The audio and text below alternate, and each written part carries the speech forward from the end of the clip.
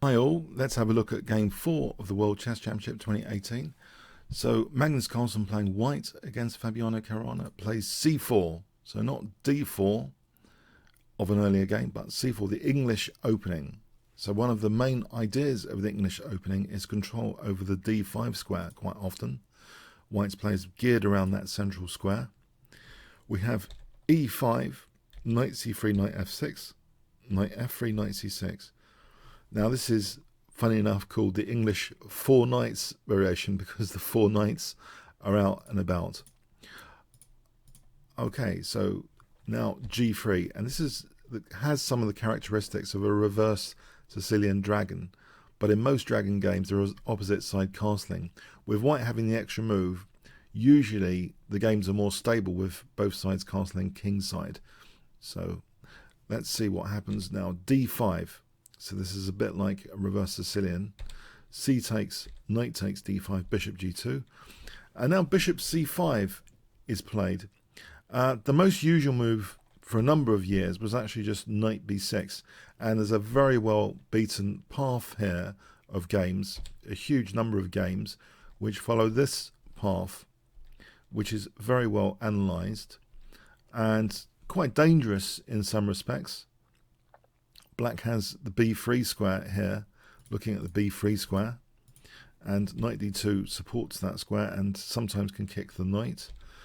This has been seen in a lot of games. For example, this position here is thought to be about equal. So that's been the most popular variation for ages and ages. But this is a move which in recent years has been shown to be okay as well.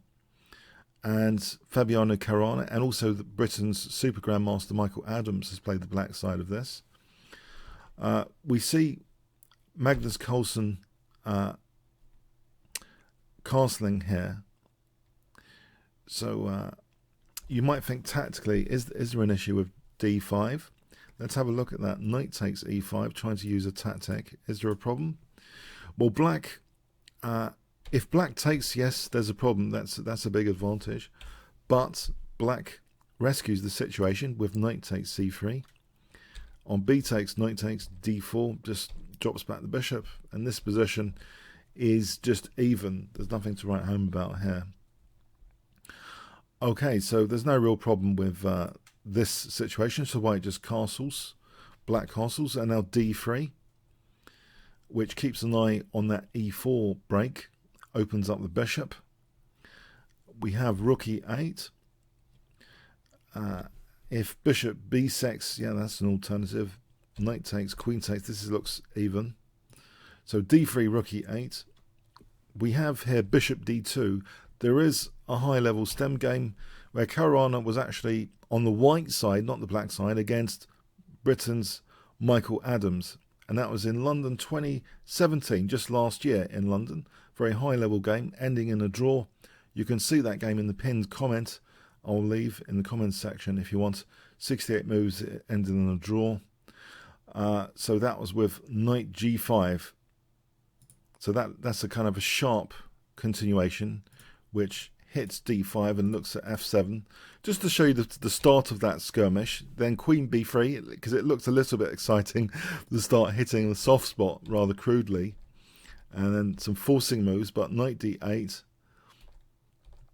And in fact, the pawns got wrecked here. Look at this. There was actually triple pawns on the board. So yeah, that was pretty exciting structurally. Anyway, check that game out. But in this game, we have bishop d2. So Magnus Carlsen chose bishop d2, not Caruana's move knight g5 when Caruana was white against Adams. So now we have knight takes c3.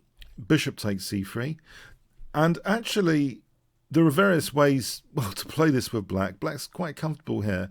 Black played knight d4. Even f6, it turns out, is not so bad, weakening the light squares slightly. For example, this position isn't entirely terrible either.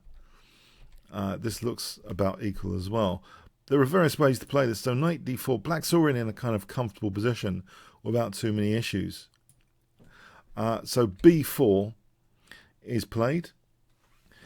Now, actually, rook c1 has been played before Wesley So a super grandmaster over 2700 against Caruana playing black. Yeah, was rook c1.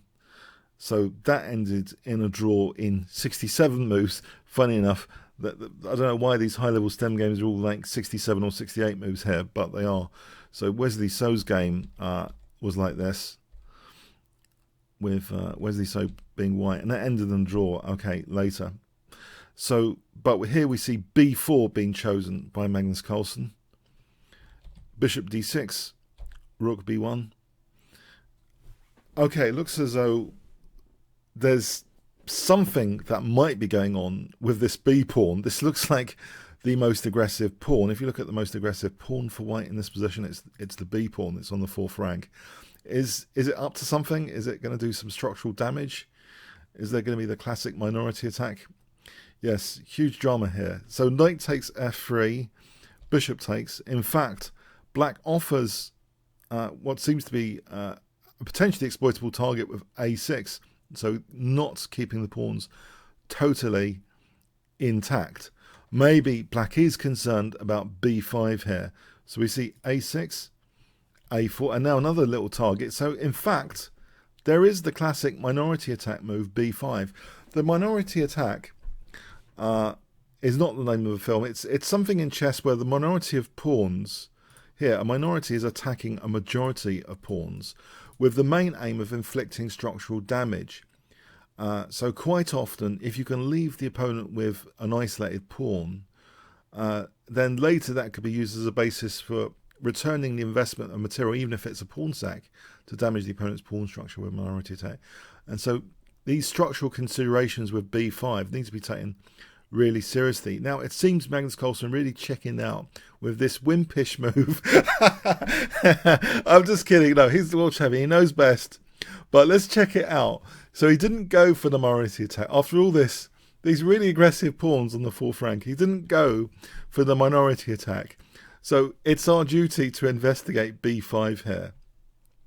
Has it got anything going for it? Is there enough structural damage? We have c takes. Okay. Now, there is an interest point for me, because sometimes I'm having to defend with black here, so I'm wondering what is the best way to avoid the torture of the queenside pawns. Personally, it seems c takes has a lot going for it, not a takes. There's a difference. There is, because here, okay, we're going to go with c takes, a takes. Black can play a5 here. And you'll notice a few properties of this position.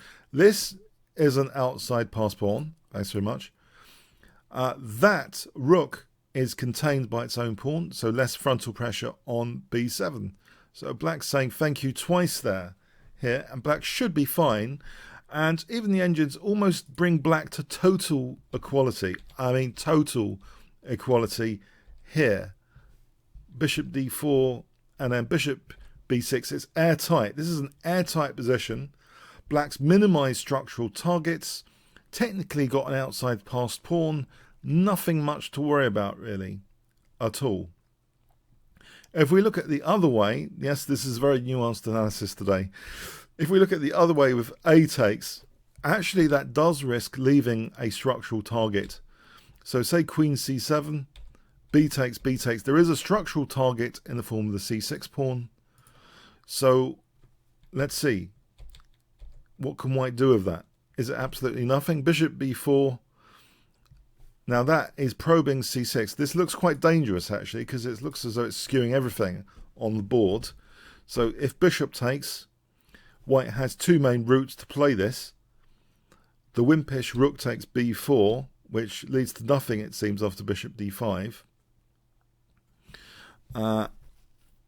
Yeah, because anytime e4, by the way, is played, that shuts down the bishop. If we played this, we're shutting down the bishop and also weakening, by the way, there's a weakness of the last move. This d3 is no longer supported, so perhaps black can just drop back the bishop and swap c6 with d3, and this is totally okay for black, it seems, especially if this bishop shut down by its own pawn. So this variation doesn't seem entirely promising here if black has bishop d5. So bishop g2, small edge though, because technically there is a target in the position. This could be trouble. So it's not as pleasant in my view as offering 0 targets, even in a kind of theoretical sense.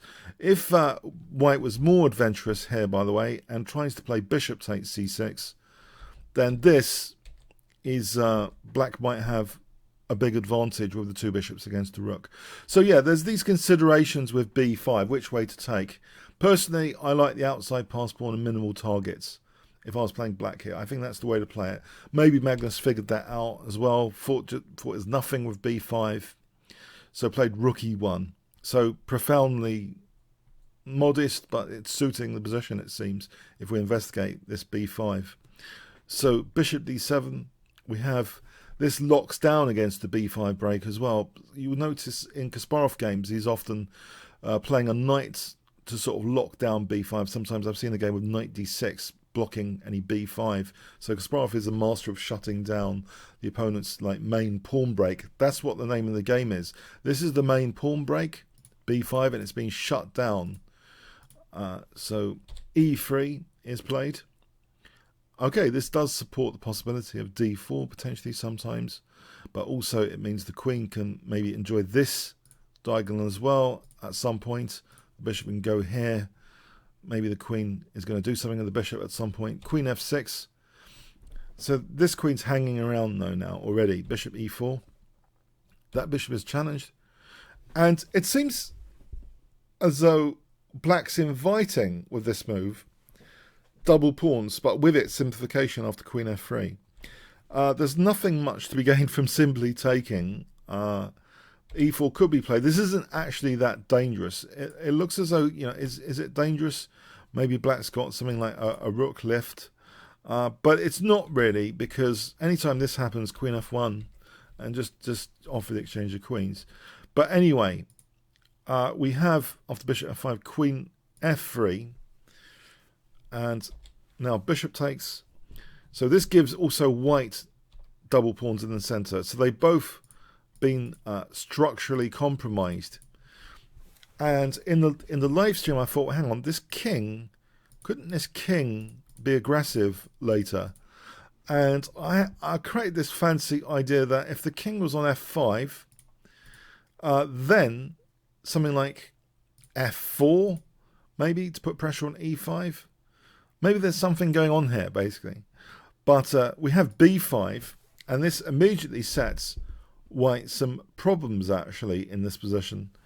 Now Magnus hit this bishop, so getting a tempo on this bishop. Funny enough, there are some problems here.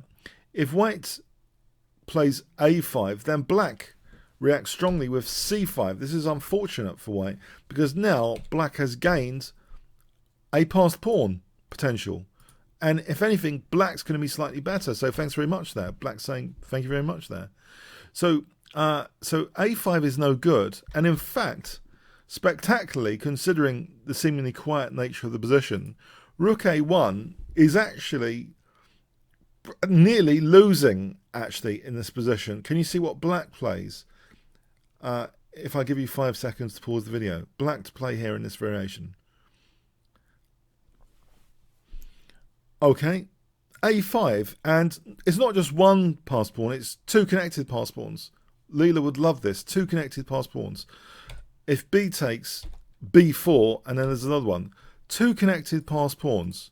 Yeah, black actually doesn't just have a slight advantage. This is a big advantage, this position for black. Black will be getting that pawn later, and that's just like winning. It's almost like winning. So believe it or not, despite the quietness of the position, this is super powerful, a5. Whatever way it's cut here, if a takes, and again, we're going to have c5, 2 connected pass pawns. Yeah, that's the salient feature of the position, the 2 connected pass pawns. Big advantage to black. So white has to be really careful. So this is a really careful move. And now Magnus shuts down this business with this, with this nightmare. The nightmare scenarios of the 2 connected pass pawns are shut down. Avoided. A takes b. It turns out I was checking out rook d3 during the stream, And it turns out this might actually be an interesting little baiting move for black to play b takes a4, because it does seem as though white might actually get something out of this, even if black gets a pass pawn there. This is a very long variation, which shows that if white can get this kind of endgame where they trade off the 2 pawns there, white could end up with a better endgame potentially in a theoretical sense. So this is just a very long simulation in its own right, with white having a big advantage. So, but black is not really compelled after rook d3 to take on a4 by any stretch of the imagination. In fact,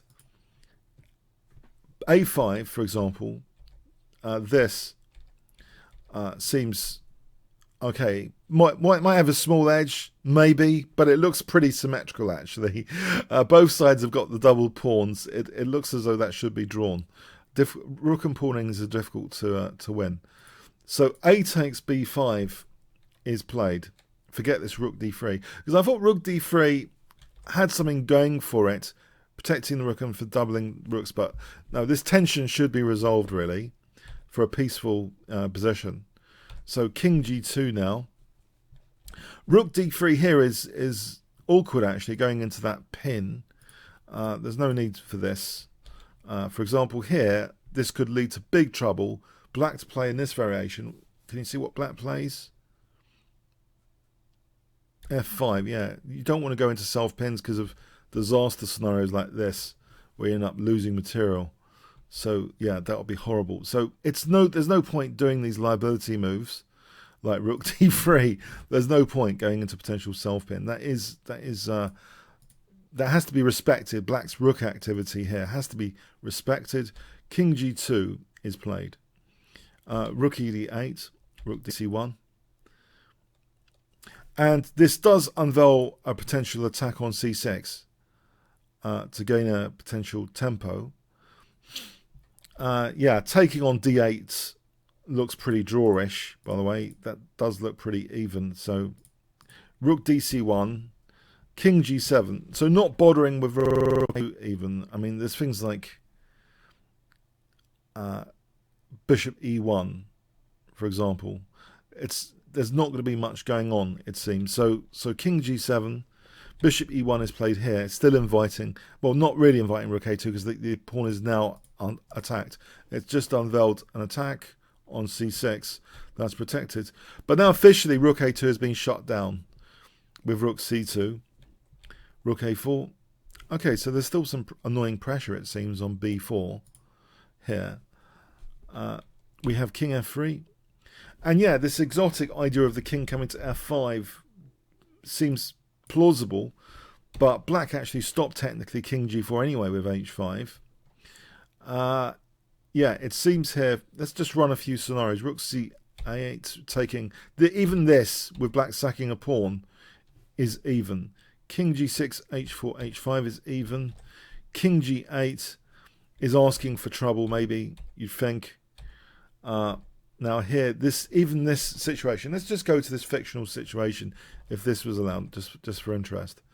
The problem is it leaves behind the e3 pawn as a weakness, and in fact, black could be the one with a big advantage soon. So this is overcooking things totally, and another disastrous self-pin to be avoided. So I don't think white can really get carried away with any king invasion to f5 without huge trouble being invited in terms of e3 and self pins. So yeah, just keep things simple here. King e2, king staying at home on this occasion. King g6. It turns out here that the engines actually literally think the position is 0.00 on f4, f3, h3, h4, king f3, bishop d2, king d2, king f1, all 0.00 here. So that's an indication it's a bit drawish. h3 is played. f5.